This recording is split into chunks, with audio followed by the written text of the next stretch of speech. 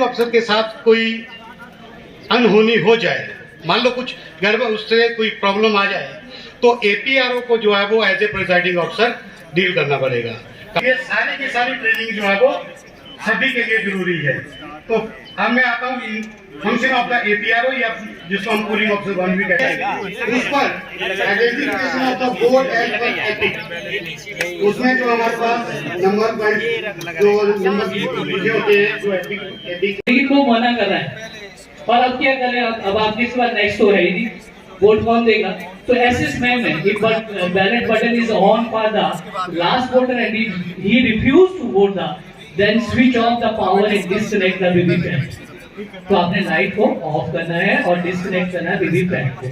तो again switch on the power, फिर switch on करना है एंड बिजी लैब को ऑफ, नहीं तो वो बिजी शो करेगा।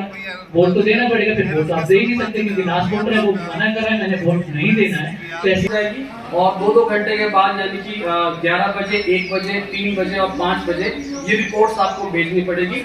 इस रिपोर्ट में आपके पास पोल की प्रोग्रेस जाएगी, male, female and third gender की, और ये रिपोर्ट हमें क्यूमुलेटिव मैनर में चाहिए। आप वहाँ पे एक पर्टिकुलर पीरियड का करते हैं, वो आपको अलग बनाना है, लेकिन पीडीएमएस ऐप के लिए आपको क्यूमुलेटिव टोटल जो है पोल प्रोग्रेस का वो आपको भेजना है। एक चीज अच्छी जो इस बार ऐप में की गई है कि आप बेसिकली गलत डाटा भेज नहीं सकते हैं, क्योंकि पोल का जो वोटर्स हैं वो ऑलरेडी ऐप में फीड कर दिए गए हैं। तो जितने आपके पास वोटर्स हैं आप उससे ज्यादा डाटा वहां पे भेज भी नहीं सकते हैं।